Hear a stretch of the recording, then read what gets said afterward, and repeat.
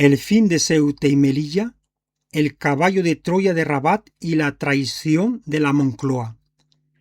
La soberanía no se pierde cuando el enemigo cruza la valla, sino cuando tus propios gobernantes le abren los despachos. Bienvenidos a la realidad sin edulcorar. Están en el Espejo Crítico, el canal que no se debe a ningún partido y que rompe los relatos oficiales con la crudeza de los datos objetivos. Oyentes, abran bien los ojos porque lo que les traigo en esta entrega es una absoluta bomba informativa que los medios subvencionados les están ocultando deliberadamente. Es la confirmación definitiva de la peor de nuestras sospechas. Mientras la población española permanece anestesiada, sumida en una pasividad pasmosa y mirando hacia otro lado, se está ejecutando ante nuestras narices el plan definitivo para desmantelar la integridad territorial de nuestra nación. Asistimos a un escenario crítico para la soberanía nacional.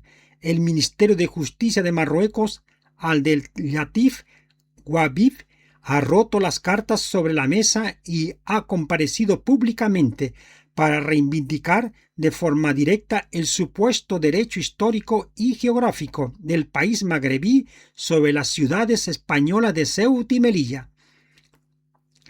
No se equivoquen, esta ofensiva diplomática no es una rabieta de última hora, ni un hecho aislado. Se trata de la reactivación pública de una vieja hoja de ruta expansionista que Rabat ha mantenido inalterable desde la independencia del Reino de Marruecos en 1956.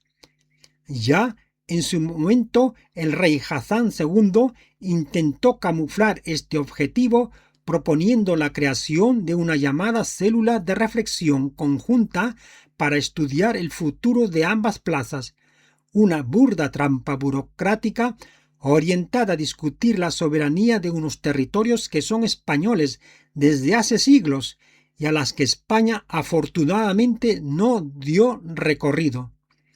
Sin embargo, lo que antes intentaba disfrazar de diplomacia ahora se exige abiertamente como un espacio de diálogo para forzar lo que ellos llaman una solución definitiva que garantice el retorno de ambas ciudades al seno de su patria. Es una agresión diplomática directa sin precedentes. 3 semanas después del colapso masivo en el que decenas de miles de personas desbordaron nuestras fronteras en un solo día, Rabat ya no se esconde. Utilizan la presión migratoria como un caballo de Troya moderno, un asalto escalonado diseñado para alterar la demografía, colapsar nuestras instituciones y tomar Ceuta y Melilla a medio plazo. Mientras tanto, ¿qué hace el gobierno de Pedro Sánchez? Ocultar la realidad, silenciar las cifras y demostrar una cobardía que roza la traición de Estado.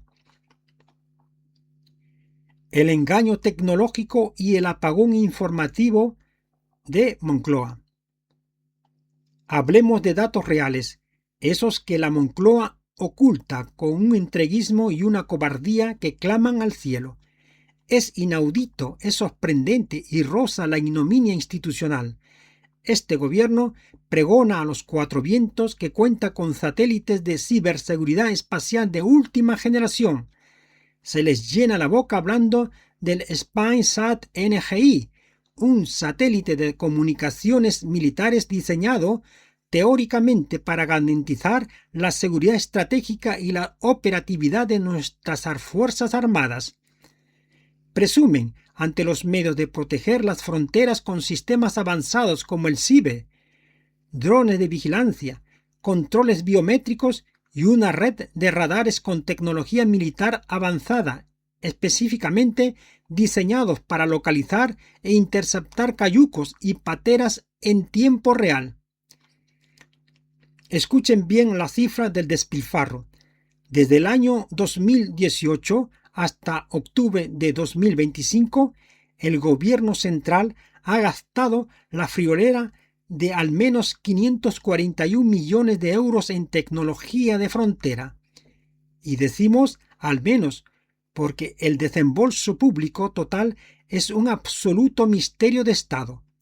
Clasifican como confidencial muchos de los contratos fronterizos alegando falsas razones de seguridad nacional para tapar su incompetencia. Y aquí llega lo verdaderamente vergonzoso.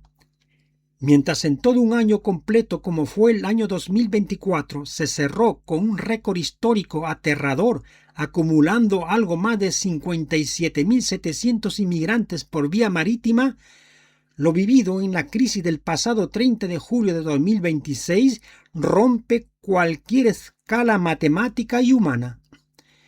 En un solo día, más de 70.000 personas cruzaron de forma irregular a Ceuta por el espigón del Tarajal. Es una humillación sin precedentes, un golpe devastador para la nación española provocado por un gobierno central de Pedro Sánchez que humilla a la propia nación con su entreguismo y su cobardía. Tienen satélites, radares militares y millones de presupuestos blindados en secreto, pero en el momento de la verdad permitieron una rendición total en apenas 24 horas. A la fecha de hoy, el Ejecutivo sigue sin aportar un informe oficial definitivo. ¿Por qué ocultan los datos? Porque la magnitud del desastre dejaría al descubierto su absoluta rendición. Es una negligencia criminal, una estafa tecnológica y un motivo directo para que este gobierno dimita en bloque de inmediato. El caballo de Troya demográfico y la dispersión de Moncloa. Lo que llama poderosamente la atención en esta crisis y que constituye una señal de alerta máxima que la opinión pública prefiere ignorar es la masiva, inusual y desproporcionada cantidad de niños y niñas que han cruzado solos la línea fronteriza. Esto no es ni mucho menos una ola migratoria espontánea por razones humanitarias. Aquí podemos sospechar claramente, con los datos en la mano, de la existencia de un plan estratégicamente concebido por el régimen de Rabat, preparar el terreno para el futuro. Al introducir de forma masiva a esta población infantil, Marruecos no busca un alivio inmediato, sino sembrar las bases demográficas de su futura reclamación territorial. Y lo más indignante es la complicidad del gobierno de Pedro Sánchez en este engranaje. La Moncloa sabe perfectamente que mantener a miles de menores hacinados en Ceuta levantaría un polvorín social insostenible. Por eso, en lugar de ejecutar devoluciones en caliente y defender la frontera con soberanía, la estrategia del Ejecutivo consiste en diluir el problema. Utilizan la cobertura de las ONGs colaboradoras como una maquinaria logística de dispersión, derivando de forma constante a estos menores desde Ceuta directamente hacia el resto de las comunidades en la península. Es una trampa perfecta. Hoy trasladan a 500 niñas inmigrantes. Mañana serán miles de niños más. Y en pocos años, mediante los mecanismos legales de reagrupación familiar, esa población se multiplicará exponencialmente en todo el territorio nacional. Es el caballo de Troya demográfico completando su marcha mientras las ONGs facturan subvenciones y el gobierno maquilla las cifras. Y mientras este plan avanza sin frenos, los servicios de inteligencia de España ya han detectado mensajes masivos en las redes sociales marroquíes que incitan abiertamente a aumentar la violencia bajo consignas explícitas como atacar la Ceuta ocupada. Estamos ante una amenaza directa a la seguridad nacional del Reino de España y la respuesta de la población sigue siendo una pasividad pasmosa, la indiferencia de quien cree que el peligro queda lejos. Pero el flanco sur no es el único que cede por completo. Mientras Ceuta vive asitiada, las rutas marítimas se multiplican sin control. Solo En Mallorca se registra la entrada ilegal de más de 3.000 personas desde mediados de mayo, lo que equivale a un ritmo insostenible de 250 llegadas a la semana.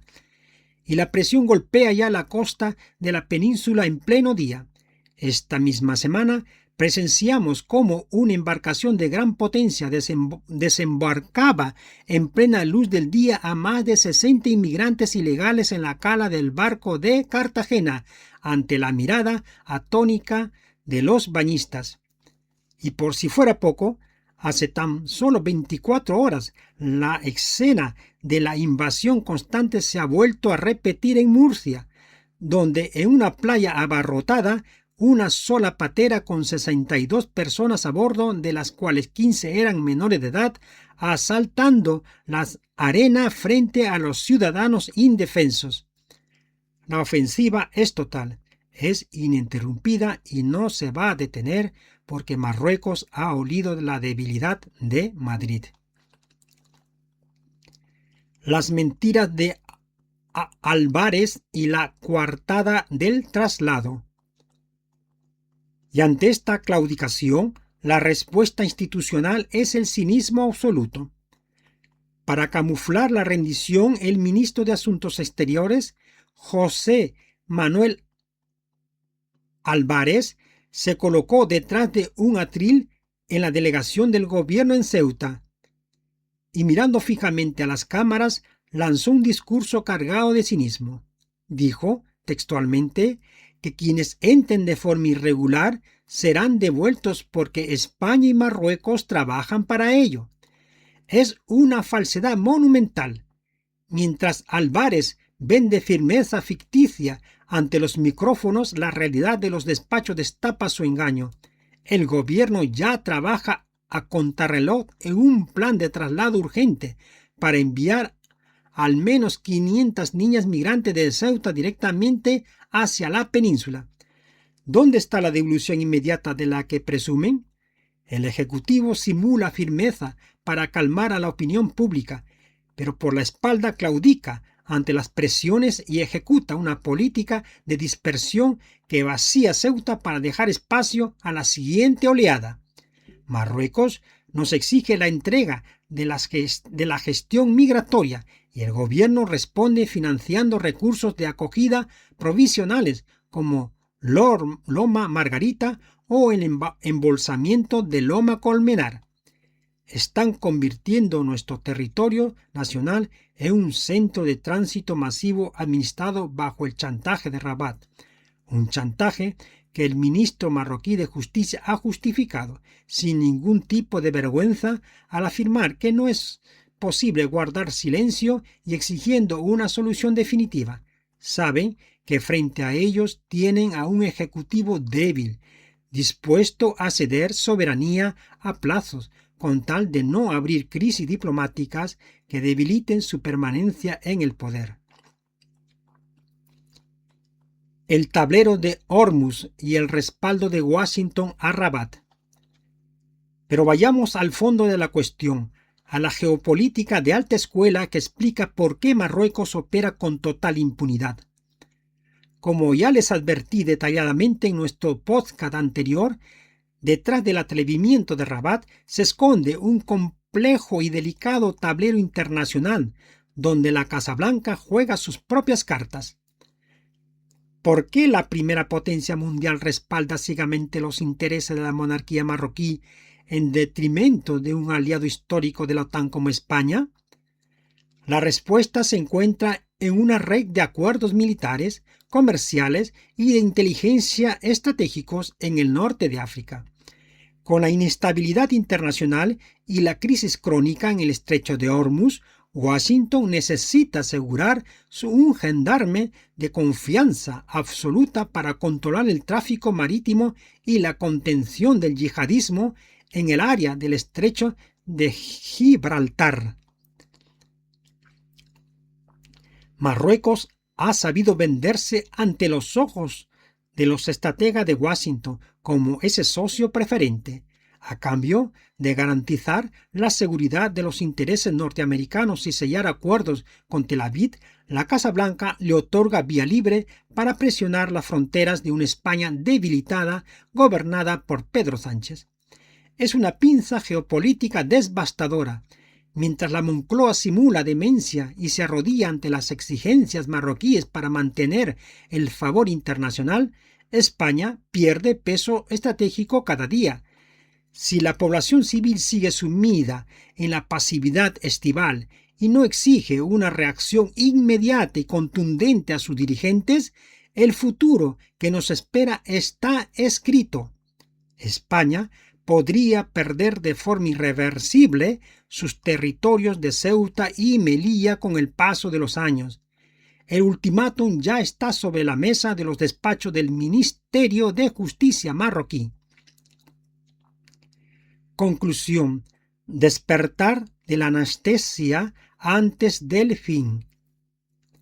Soberanos, los datos están ante vuestros ojos y las declaraciones del ministro magrebí quitan cualquier duda sobre cuáles son las verdaderas intenciones del vecino del sur.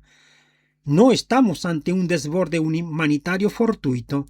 Asistimos al desarrollo planificado de una anexión territorial silenciosa, utilizando la migración masiva descontrolada como ariete político.